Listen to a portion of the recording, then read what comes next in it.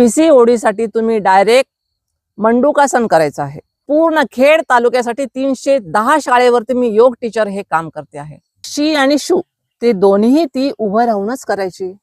अगदी मी ऑलिम्पिक पर्यंत जाऊन आलेली आहे। काहींच्या अंगावरती जात असतं, काहींना कमीच जातं, काहींना लवकर पाळीच येत नाहीये की सुनानीच काम करावं, सासू बसावी। पण कोकणामध्ये तसं नाही। थायरॉइडमुळे काय होतं माहितीये का तुम्हाला? तर माहितीये की माहिती नाही, पण बाळ होण्यासाठी सुद्धा प्रॉब्लेम्स तयार होतो।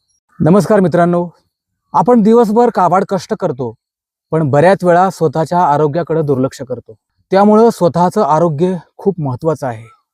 मित्रहो, आज आपण अशा एका योग शिक्षिकेला भेटणार आहोत की ज्या गावात राहून बिना औषधाशिवाय फक्त योगामार्फत लोकांचं आरोग्य बदलत आहेत।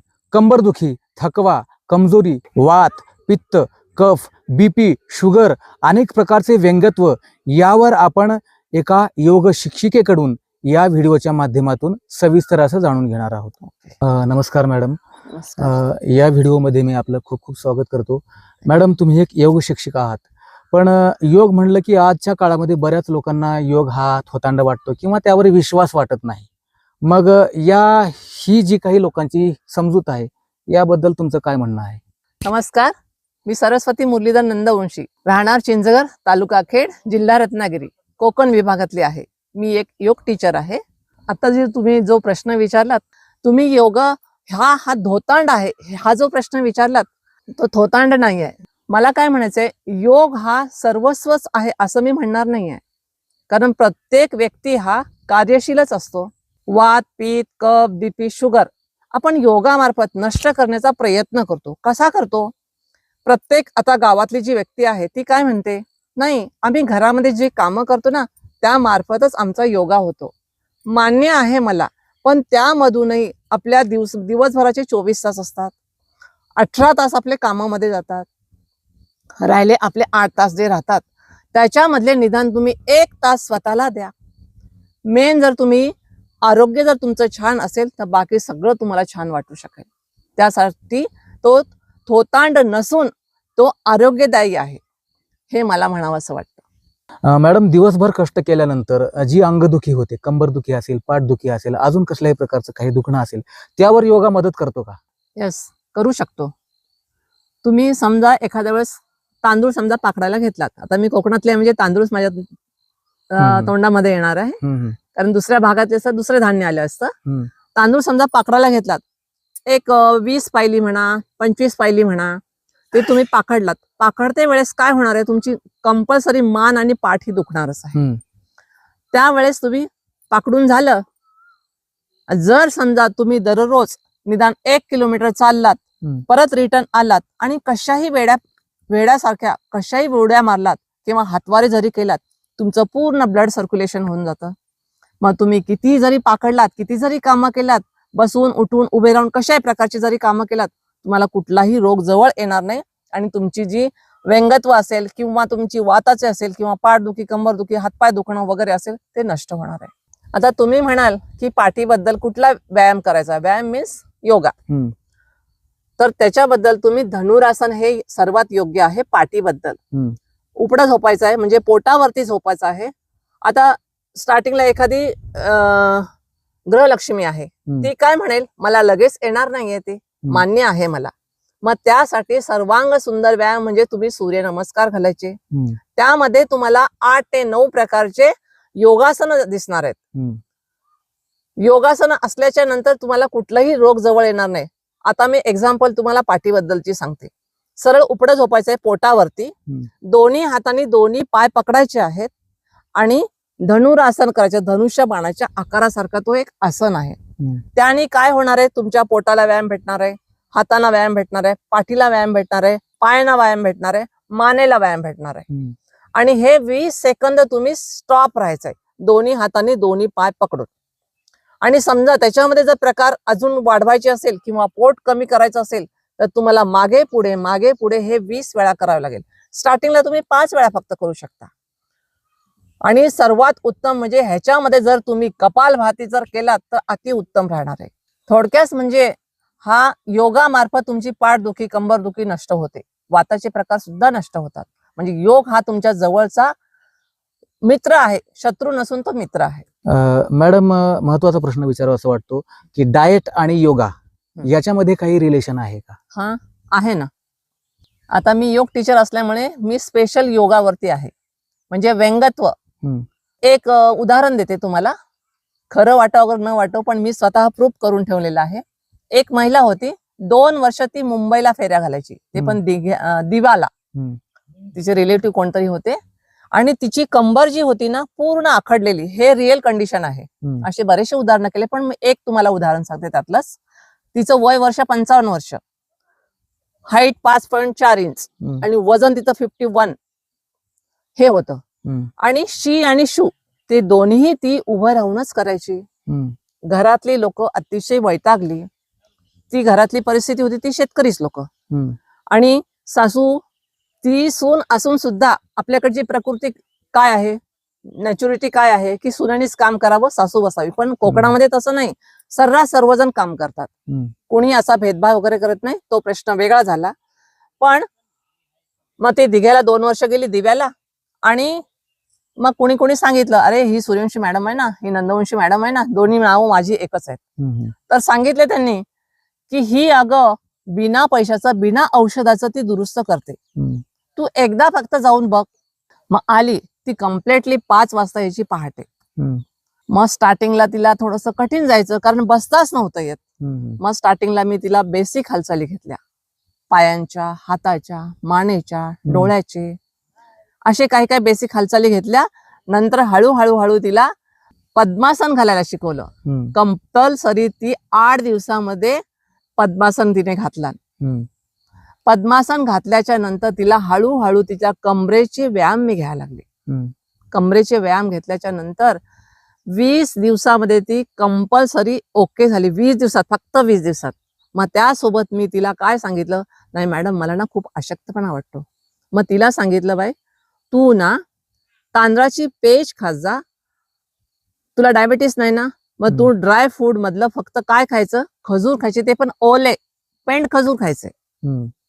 सुक तुला नको ना, कडक असं वाटतं ना, त्याच्यामुळे तुला डायजेशनला म्हणजे टॉयलेटला होण्यासाठी प्रॉब्लेम होतो ना. एक तर तुझी अशी परिस्थिती, तू उभं राहूनच दोन्ही क्रिया करतेस, मग त्यापेक्षा तू पेंड खजूर खा. मग ती सर कंपल्सरी तिने पेंड खजूर खायला सुरुवात केली. 25व्या दिवशी तिला एकदम ताजा तवानं वाटू लागला आणि कंप्लीट 29 दिवसाला ती एकदम ओके झाली. प्रत्येक घरातली व्यक्ती त्यांच्या इथली सांगायला आली, मॅडम काय कमाल केली तुम्ही. तर अशा प्रकारे मी एक तुम्हाला उदाहरण सांगितलं, ती आता एकदम ओके आहे. प्रत्येक शेतीतली कामं, घरातली कामं, शी आणि शू ती डायरेक्ट साध्या टॉयलेटवरती बसून करते, कमोड वरती बिलकुल नाही करत. हे अशा प्रकारे योगाचा फायदा झाला. मॅडम, आज बऱ्याच प्रमाणामध्ये ऑनलाईन योगा क्लासेस चालतात. त्या ऑनलाईन योगा क्लासेस बद्दल तुमचं मत काय आहे? मला काय म्हणायचं आहे, ऑनलाईन मीन्स फक्त मोबाईलवरती पाहून लिंक तुम्ही जॉईन करून तुम्ही त्यानुसार सूचना देईल, त्यानुसार तुम्ही योगा करू शकता. पण मला काय म्हणायचं आहे, ते योगा आणि ऑफलाईन मीन्स डायरेक्ट समजा माझा हॉल आहे, हॉलमध्ये मी माझे स्टुडंट एक 7-8 आहेत, समजा 7-8 आहेत स्टुडंट, आणि मी एकदम फ्रँकली त्यांनी मला पाहतायत, मी जसे योगासनं दाखवेल त्यानुसार त्यांनी माझ्याकडनं पाहून करतायत. पण ऑनलाईन मध्ये तसं नाही जमत. कधी लाईट जाते, कधी माझी स्पष्टता दिसत नाही, कधी माझा आवाज नाही येत त्यांना, किंवा कुठली सूचना दिली तिथपर्यंत पोहोचत नाहीये. आणि जसं आपण एकमेकाच्या जवळ येऊ, ज्यानुसार योगा करू, त्यामध्ये आणि ऑनलाईन मध्ये बराचसा फरक आहे. आणि इंटरेस्टही येत नाही. ऑनलाईन म्हटल्यानंतर प्रत्येक व्यक्ती काय करते, स्वतः एकटी घरामध्ये राहते आणि समोर मोबाईल ठेवते किंवा कम्प्युटर ठेवते आणि त्यानुसार योगा करण्याचा प्रयत्न करते. पण तिला माहिती नाही की नक्की आपलं चुकतंय का बरोबर आहे ते. त्यासाठी ऑनलाईन योगा करण्यापेक्षा ऑफलाईनला तुम्ही कुठेही जा, किंवा एखाद्या गार्डन मध्ये जा, किंवा एखाद्या रिकामी जागा असेल तिथे जा, कुठल्या देवळात जा, किंवा तुम्ही एखादा हॉल असेल त्या ठिकाणी 1-2-4 जणी तुम्ही एकत्र या आणि त्यानुसार तुम्ही योगा करा आणि त्याची मजा पहा. कशा प्रकारे योगा तयार होतो हे तुम्ही पाहून करू शकाल आणि मला तुम्हीही सांगू शकाल की मॅडम कशा प्रकारे ह्याच्यामध्ये फरक आहे ते. तर एकट्याने करू नका, त्याची मजा वेगळीच आहे. आणि सर्वांसोबत एकत्र राहा, विचाराची देवाणघेवाण होते. योगामध्ये काय फरक आहे, काय नाही आहे, कशा प्रकारे आपल्याला प्रगती आली, समजा एखादीचं वजन जास्त आहे, आता माझंच सांगते मी, एक महिला होती 85 तिचं वेट होतं, तिला 2ही उड्या मारता नव्हत्या येत, 2. ती फक्त माझ्याकडे 8 दिवस आली, पण माझा टायमिंग आहे सकाळचा, कारण ब्रह्ममुहूर्त असतं, शुद्धता असते त्याच्यामध्ये आणि एकदम फ्रेश वातावरण असतं, आपला पोटही मोकळं असतं आणि हवामानही सुंदर आणि चांगलं असतं, स्वच्छता असते त्याच्यामध्ये, ऑक्सिजनचं प्रमाण सर्वात जास्त असतं, त्यामुळे हे सकाळी घेणं हे योग हा चांगला असतो. तर ती 8 दिवसामध्ये कंपल्सरी 12 ते 15 उड्या मारायला लागली. 1 किलोमीटर मी त्याला चालायला न्यायची, अर्धा तास योगा करायची आणि अर्धा तास मी तिला वॉकिंगला न्यायची. 1 किलोमीटर न्यायची. तिने सुरुवातीला जेव्हा सुरुवात केल्यानंतर 3 ठिकाणी ती बसत जायची. आता नॉनस्टॉप माझ्यासोबत तिनं 12 मिनिटात पोहोचते. अर्धा तास लागायचा तिला, ती फक्त आता 12 मिनिटात पोहोचते. असे बऱ्याच प्रकारचे मी स्वतः लोकांना घडवलेलं आहे तिथे, आणि योगामार्फतच हे बिना औषध पाण्याचे हे योग आहे. करो योग रहो निरोग, अशा प्रकारचा हा योग आहे. Madam, PCOD, thyroid, weight loss यामध्ये योग युजफुल आहेत का? हो ना सर, आहे ना. कशा पद्धतीने? हो, आता पीसीओडी मीन्स काय आहे माहितीये का? प्रत्येक स्त्री काही शिकलेली नाहीये, त्यांना म्हणजे पीसीओडी म्हणजे काय तेवढं माहिती नाहीये. पण आपण काही काही अनुभवातून किंवा कुठे गेलो प्रवासातून किंवा हॉस्पिटलला गेलो, अरे पीसीओडी काय, खरं सांगते मलाच माहिती नव्हतं. पीसीओडी म्हणजे काय, पीसीओडी म्हणजे काय, सरळ सरळ पाळी, महिलांना येते आता पाळी 12 वर्षांना, आता 10 वर्षालाच येते म्हणा, पण ती जी पाळीची जी क्रिया आहे, काहींना उशिरा येते, काहींना लवकर येते, काहींना अंगावरती जास्त जातं, काहींना कमी जातं, काहींचं पोट दुखतं, काहींचं कंबर दुखते. तर त्यावेळेस त्यांनी काय करायचं, योगासनं बिलकुल नाही करायची. पीसीओडीमुळे काय होतं माहितीये का? आता समजा एखादी नवविवाहित महिला आहे, घरच्यांचं म्हणणं असतं की तिला लवकर बाळ व्हायला पाहिजे, पण तिचे काही काही प्रॉब्लेम्स पहिलेपासूनचे असतात. काहींच्या अंगावरती जात असतं, काहींना कमीच जातं, काहींना लवकर पाळीच येत नाहीये, आणि आली तरी थोडीशीच होते आणि ती नष्ट होऊन जाते. तर त्यासाठी योगासन सर्वात बेटर आहे.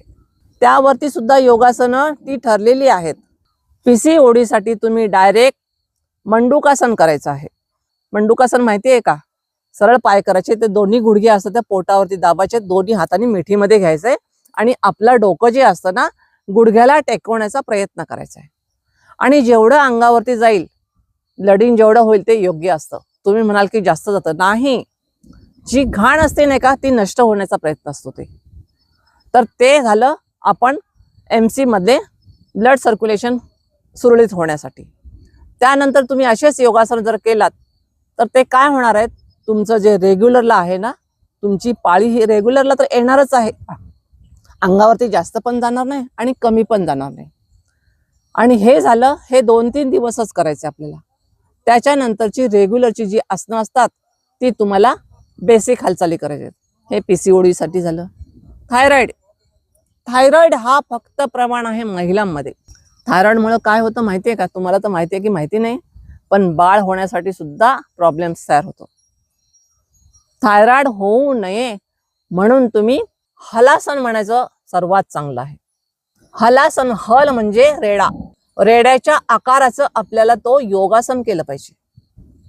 सरळ झोपायचं आहे उताना, दोन्ही पाय वरच्या बाजूला 90 अंशाच्या कोणामध्ये ठेवायचे आणि दोन्ही पाय आपण हळूहळू हळूहळू डोक्याच्या पाठीमागं करायचे.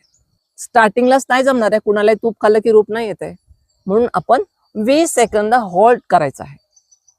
मग रिटर्न जशा पद्धतीने तुम्ही घ्याल पाय तशाच पद्धतीने खाली घ्यायचे आहेत. एक झालं. आणि दुसरा एक आसन आहे सूर्यनमस्कारामधली 6वी स्थिती, भुजंगासन आहे नाव त्याचं. ती जरी स्थिती केलात ना, तुमचा थायरॉइड कमी होण्यास मदत होते. सर आणखीन एक काय म्हणाला होता? Weight loss. हा, वेट म्हणजे वजन कमी होण्यासाठी. समजा माझं 5.3 इंच आहे मी, तर माझं वजन आहे 51 किलो आहे, नेहमीच्यालाच आहे. उंचीनुसारही वजनाची आवश्यकता असते. वेट लॉस होण्यासाठी, वजन कमी करण्यासाठी स्टार्टिंगला तुम्ही 8 उड्या मारा फक्त वरती, त्यानंतर 10 तयार करा, 15 तयार करा, असे करत करत करत तुम्ही 150 पर्यंत जायचं आहे 3 महिन्यामध्ये. त्यानंतर तुम्ही सूर्य नमस्कारामधली 8वी स्थिती किंवा 3री स्थिती घ्यायची आहे. ते जर हे 2 क्रिया जर केलात, कंपल्सरी तुमचं वेट लॉस आणि बेबी टेल म्हणतात, बेंबी म्हणजे पोट मोठं जे असतं नाही का, ते कमी व्हायला पाहिजे. हे कंपल्सरी तुमचं होणार आहे. मॅडम, खूप चांगली माहिती तुम्ही या ठिकाणी देत आहात. थँक्यू. एखाद्याला समजा योगा टीचर बनायचं असेल तर योगा टीचर बनण्यासाठी काय करायला पाहिजे? एखाद्याला योग टीचर बनायचं आहे, त्यांनी स्टार्टिंगला योग डिप्लोमा हा 10वी किंवा 12वी त्यावरती तुम्हाला चालू शकतो आणि कुठेही अवेलेबल आहेत. त्याच्यानंतर योग टीचर हा YCM मधून म्हणजे घरी बसून सुद्धा तुम्ही तो योग टीचर म्हणायचा. 12वी झाल्याच्या नंतर तुम्ही सर्टिफिकेट कोर्स आहे तो ऑनलाईन, त्याचे शनिवार रविवार हे क्लासेस असतात. त्यानंतर आहे BA योग, तो पण ऑनलाईनच आहे, ऑफलाईन पण आहे. MA योगशास्त्र हे सुद्धा ऑनलाईन पण आहे, ऑफलाईन पण आहे. अशा प्रकारे तुम्ही योग टीचरचा प्रवास आहे. तुम्ही सर्वांनी जरी योग टीचर किंवा ज्यांना करायचं असेल, ज्यांना आवड असेल, त्यांनी करू शकता. अशा प्रकारचा हा योग टीचर बनण्याचा हा प्रवास आहे. योग टीचर मला जो आलेला अनुभव तुम्हाला सांगू इच्छिते. मी ATD झालेला आहे, म्हणजे मी ड्रॉइंग टीचर आहे. माझं क्राफ्ट झालंय म्हणजे क्राफ्ट टीचर आहे मी. माझ्याकडे शारीरिक शिक्षणाचं वगैरे सर्टिफिकेट नाही, पण NS केलेलं आहे मी. राष्ट्रीय अभियानामध्ये मी सहभाग घेतलेला आहे. अगदी मी ऑलिम्पिक पर्यंत जाऊन आलेली आहे. माननीय गृह राज्यमंत्री योगेश कदम साहेब यांच्यातर्फे दापोलीमध्ये 2025 ला डिसेंबर 23 ला मला ऑलिम्पिकचं सर्टिफिकेट, शाल, श्रीफळ, ट्रॉफी, मेडल हे सर्व मिळालेलं आहे. आणि त्याच्यानंतर मी राज्यस्तरीय पर्यंत, तालुकास्तरीय हे सगळे स्पर्धा मी जवळजवळ माझ्या परीने मी पास झालेली आहे. मी अशा प्रकारे माझा स्वरूप आहे. आणि मी योग टीचर म्हणून 5 वर्ष झालं तालुका स्तराला मी पूर्ण खेड तालुक्यासाठी 310 शाळेवरती मी योग टीचर हे काम करते आहे. प्रत्येक ठिकाणी अशा अडचणी करते, तुम्हाला खरंच वाटणार नाही. ज्या ठिकाणी कोण पोहोचत नाही त्या ठिकाणी मी जाऊन पोहोचते. सर्वांनी योग करावा, हसत राहावं, नेहमी प्रफुल्लित राहावं. करो योग, रहो निरोग. अजूनही सांगते, आपलं मेन शरीर आहे तर आपण सर्व आहोत. मेन शरीरच नाही तर काहीही नाही. हे आहे पाठदुखीसाठी, पायदुखीसाठी, मानदुखीसाठी. ह्या आसनाचं नाव आहे पश्चिमोत्तानासन. 1 2 3 4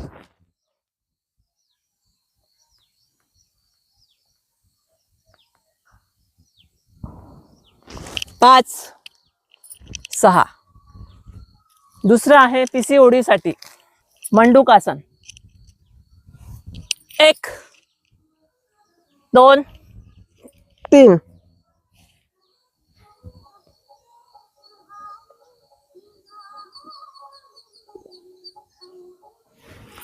4 5. तिसरा आसन आहे हलासन. हलासन आहे थायरॉइड साठी. 1 2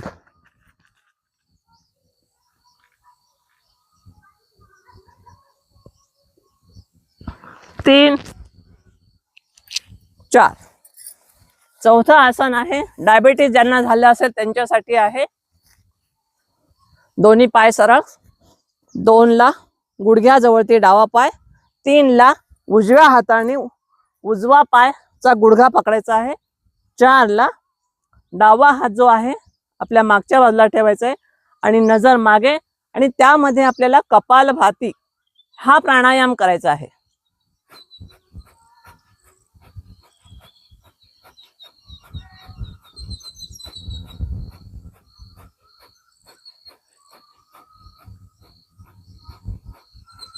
पाच समोर, 6 दोन्ही साईडला हात, 7. हे अशाच प्रकारे उलट्या बाजूने पण आपण करू शकता. 1 2 3 4 5.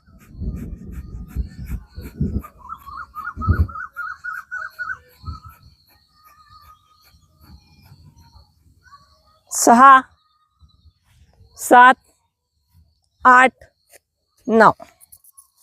मान, पाठ, कंबर, पोट, पाठ ह्यांच्यासाठी उपयुक्त आहे एक आसन. 1 2 3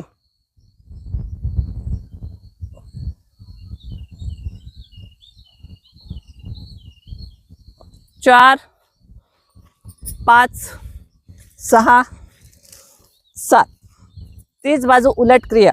1 2 3 4.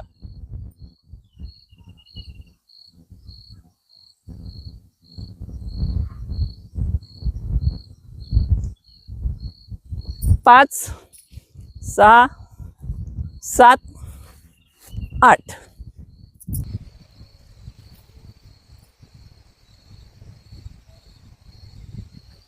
वृक्षासन आहे हे. दुसरं घेते एक ताडासन. हाईट साठी, ज्यांची हाईट कमी आहे त्यांच्यासाठी उपयुक्त आहे हे. 1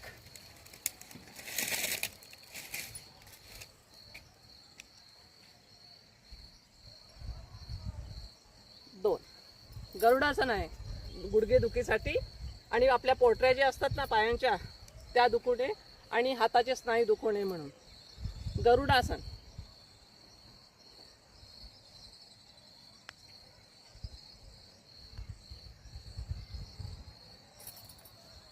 थँक्यू. मॅडम, या व्हिडिओच्या माध्यमातून आपण खूप महत्त्वाची माहिती दिली असं मला वाटतं आणि योगाबद्दल जे लोकांचे जे काही गैरसमज होते ते सुद्धा आपण दुरुस्त केलेले आहेत असं मला वाटतं. आपण आपला वेळ काढला आणि आमच्या चॅनलला मुलाखत दिला त्याबद्दल आपले खूप खूप आभार. Thank you sir. मित्रहो, हा व्हिडिओ जर तुम्हाला आवडला असेल तर माझ्या या चॅनलला सबस्क्राईब करा आणि हा व्हिडिओ तुमच्या इतर मित्रांपर्यंत शेअर करा. भेटूया एका नव्या व्हिडिओमध्ये. नमस्कार.